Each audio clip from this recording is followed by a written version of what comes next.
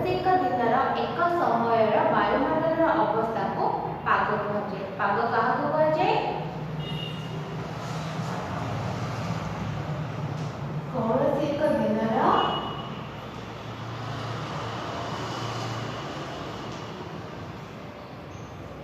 ଏକ ସମୟର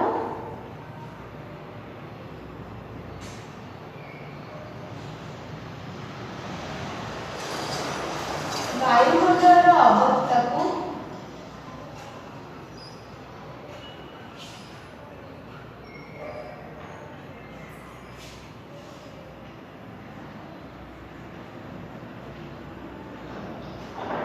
ପାଗ କୁହାଯାଏ।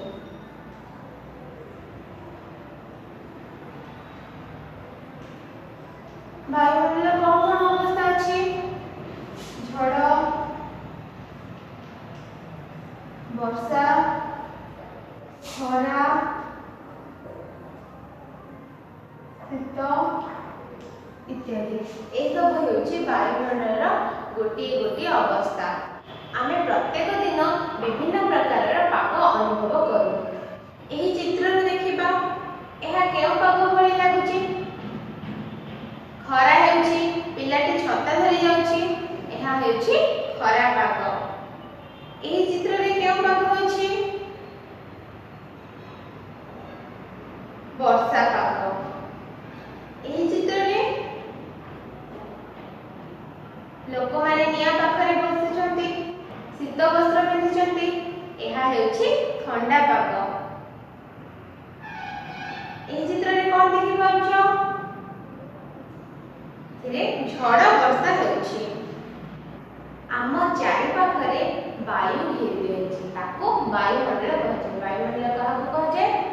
ଆମ ଚାରିପାଖରେ ଘେରି ରହିଥିବା ବାୟୁକୁ ବାୟୁମଣ୍ଡଳ କୁହାଯାଏ। ବାୟୁର ତାପମାତ୍ରା ବଢ଼ିଗଲେ ଆମକୁ ଗରମ ଲାଗେ, ବାୟୁର ତାପମାତ୍ରା କମିଗଲେ ଆମକୁ ଥଣ୍ଡା ଲାଗେ। ତେବେ ଅଧିକ ଖରା ହୁଏ, ବାୟୁ ଗରମ ହୋଇଯାଏ, ଫଳରେ ବାୟୁର ତାପମାତ୍ରା ବଢ଼ିଯାଏ, ସେତେବେଳେ ଆମକୁ ଗରମ ଲାଗେ। ଶୀତ ଦିନରେ ବାୟୁ ଥଣ୍ଡା ଥାଏ, ବାୟୁର ତାପମାତ୍ରା କମ ଥାଏ, ତେଣୁ ଆମକୁ ଶୀତ ଦିନରେ ଥଣ୍ଡା ଲାଗେ। ବାୟୁ ଜୋରରେ ବହିଲେ ତାକୁ ପବନ କୁହାଯାଏ। ପବନ କାହାକୁ କୁହାଯାଏ? ବାୟୁ ଜୋରରେ ବହିଲେ ତାକୁ ପବନ କୁହାଯାଏ।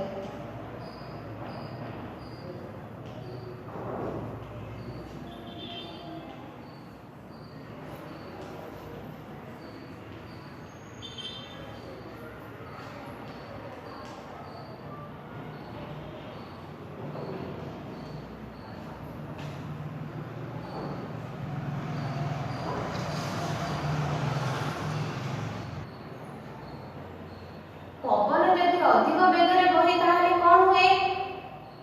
ଝଡ଼ ହୁଏ।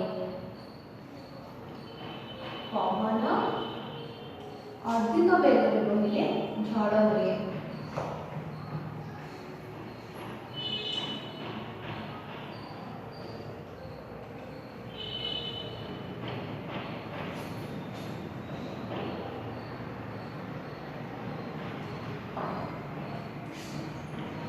ଝଡ଼ କାହିଁକି ହୁଏ? ଗୋଟିଏ ଅଞ୍ଚଳର ବାୟୁ ଗରମ ହୋଇଗଲେ ତାହା ହାଲୁକା ହୋଇ ଉପରକୁ ଉଠିଯାଏ, ଫଳରେ ସେହି ସ୍ଥାନଟି ଖାଲି ହୋଇଯାଏ। ସେହି ସ୍ଥାନ ପୂରଣ କରିବା ପାଇଁ ଅନ୍ୟ ଅଞ୍ଚଳରୁ ବାୟୁ ଜୋରରେ ମାଡ଼ି ଆସେ, ଫଳରେ ଝଡ଼ ହୋଇଥାଏ। ଝଡ଼ କିପରି ହୁଏ? ଗୋଟିଏ ସ୍ଥାନର ବାୟୁ ଗରମ ହୋଇଗଲେ ତାହା ହାଲୁକା ହୋଇ ଉପରକୁ ଉଠିଯାଏ, ଉପରକୁ ଉଠିଗଲେ ସେହି ସ୍ଥାନଟି ଖାଲି ହୋଇଯାଏ। ସେହି ସ୍ଥାନ ପୂରଣ କରିବା ପାଇଁ ଅନ୍ୟ ଅଞ୍ଚଳରୁ ବାୟୁ ଜୋରରେ ମାଡ଼ି ଆସେ, ଜୋରରେ ମାଡ଼ି ଆସିଲେ ଝଡ଼ ସୃଷ୍ଟି ହୋଇଥାଏ। ଚୁଲିରେ କାଠ ଜଳୁଥିବା ସମୟରେ କାଠ ଝୁଲ କାହିଁକି ଉପରକୁ ଉଠିଥାଏ? ଚୁଲିରେ କାଠ ଜଳୁଥିବା ସମୟରେ ଚୁଲି ନିକଟସ୍ଥ ବାୟୁ ଗରମ ହୋଇଯାଏ, ଗରମ ହେଲେ ତାହା ହାଲୁକା ହୋଇ ଉପରକୁ ଉଠିଯାଏ, ଫଳରେ ସେହି ସ୍ଥାନଟି ଖାଲି ହୋଇଯାଏ। ସେହି ସ୍ଥାନ ପୂରଣ କରିବା ପାଇଁ ଅନ୍ୟ ଆଡ଼ୁ ବାୟୁ ମାଡ଼ି ଆସେ, ଫଳରେ ବାୟୁର ଘର୍ଷଣରେ କାଠ ଝୁଲ ଉପରକୁ ଉଠିଥାଏ। ବାୟୁରେ ଜଳୀୟ ବାଷ୍ପ ଅଛି କି? ଆସ ପରୀକ୍ଷା କରି ଦେଖିବା ବାୟୁରେ ଜଳୀୟ ବାଷ୍ପ ଅଛି କି? ଗୋଟିଏ କାଚ ଗ୍ଲାସର ବାହାର ପାଖକୁ ଭଲ ଭାବରେ ପୋଛି ଦିଅ। ଏହା ଭିତରେ କିଛି ବରଫ ପକାଅ।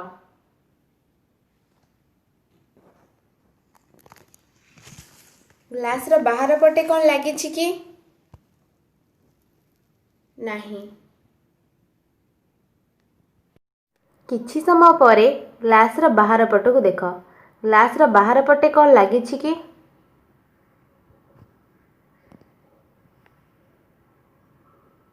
ଜଳବିନ୍ଦୁ ଲାଗିଛି। ଏହା କେଉଁଠାରୁ ଆସିଲା? ବାୟୁମଣ୍ଡଳରେ ଜଳୀୟ ବାଷ୍ପ ଥାଏ। ଜଳୀୟ ବାଷ୍ପ ହେଉଛି ଜଳର ଗ୍ୟାସୀୟ ଅବସ୍ଥା। ଏହା ଥଣ୍ଡା ହେଲେ ଜଳବିନ୍ଦୁରେ ପରିଣତ ହୁଏ। ଗ୍ଲାସ ଚାରିପାଖରେ ଥିବା ବାୟୁରେ ଯେଉଁ ଜଳୀୟ ବାଷ୍ପ ଥିଲା ତାହା ଗ୍ଲାସ ସଂସ୍ପର୍ଶରେ ଆସି ଥଣ୍ଡା ହୋଇ ଜଳବିନ୍ଦୁରେ ପରିଣତ ହୋଇ ଗ୍ଲାସ ଚାରିପଟରେ ଲାଗିଗଲା। ଏଥିରୁ ଆମେ ଜାଣିଲେ ଯେ ବାୟୁମଣ୍ଡଳରେ ଜଳୀୟ ବାଷ୍ପ ଅଛି। ଏହି ପରୀକ୍ଷାରୁ ଆମେ ଜାଣିଲେ ଯେ ବାୟୁରେ ଜଳୀୟ ବାଷ୍ପ ଅଛି। ଜଳୀୟ ବାଷ୍ପ ଥଣ୍ଡା ହେଲେ ଜଳବିନ୍ଦୁରେ ପରିଣତ ହୋଇଥାଏ। ସୂର୍ଯ୍ୟ କିରଣରେ ନଦୀ, ସମୁଦ୍ର, ହ୍ରଦର ଜଳ ବାଷ୍ପ ହୋଇ ବାୟୁମଣ୍ଡଳକୁ ଯାଏ। ଉଦ୍ଭିଦମାନେ ମଧ୍ୟ ଉଚ୍ଛେଦନ ପ୍ରକ୍ରିୟାରେ ବାୟୁମଣ୍ଡଳକୁ ଜଳୀୟ ବାଷ୍ପ ଛାଡ଼ିଥାନ୍ତି। ସେହି ଜଳୀୟ ବାଷ୍ପ ବାୟୁମଣ୍ଡଳରେ ଉପରକୁ ଯାଇ ଅଧିକ ଥଣ୍ଡା ହେଲେ ଜଳ କଣାରେ ପରିଣତ ହୁଏ। ସେହି ଜଳୀୟ ବାଷ୍ପ ବାୟୁମଣ୍ଡଳରେ ଅଧିକ ଉପରକୁ ଯାଇ ଥଣ୍ଡା ହୋଇ ଜଳ କଣାରେ ପରିଣତ ହୁଏ। ଗ୍ୟାସୀୟ ପଦାର୍ଥକୁ ଥଣ୍ଡା କଲେ ତାହା ତରଳ ପଦାର୍ଥରେ ପରିଣତ ହୁଏ। ସେହିପରି ଜଳୀୟ ବାଷ୍ପ ମଧ୍ୟ ଥଣ୍ଡା ହୋଇ ଜଳ କଣାରେ ପରିଣତ ହୁଏ। ଅନେକ ଜଳ କଣା ଏକାଠି ହୋଇ ମେଘ ସୃଷ୍ଟି କରନ୍ତି। ସେହି ମେଘରୁ ବର୍ଷା ହୋଇଥାଏ।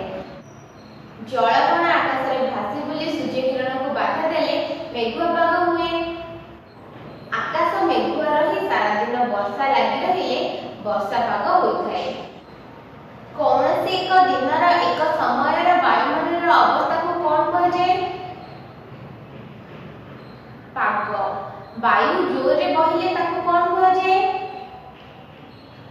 ପବନ। ଆମ ଚାରିପାଖରେ ଘେରି ରହିଥିବା ବାୟୁକୁ କ'ଣ କୁହାଯାଏ? ବାୟୁମଣ୍ଡଳ। ପବନ ଅଧିକ ବେଗରେ ବହିଲେ କ'ଣ ସୃଷ୍ଟି ହୁଏ? ଝଡ଼ ସୃଷ୍ଟି ହୁଏ। ଆକାଶରେ ଜଳକଣା ଭାସି ବୁଲି ସୂର୍ଯ୍ୟ କିରଣକୁ ବାଧା ଦେଲେ କେଉଁ ପାଗ ହୁଏ? ମେଘୁଆ ପାଗ। ଆକାଶ ମେଘୁଆ ରହି ଦିନ ସାରା ବର୍ଷା ଲାଗି ରହିଲେ କେଉଁ ପାଗ ହୁଏ? ବର୍ଷା ପାଗ। ଧନ୍ୟବାଦ।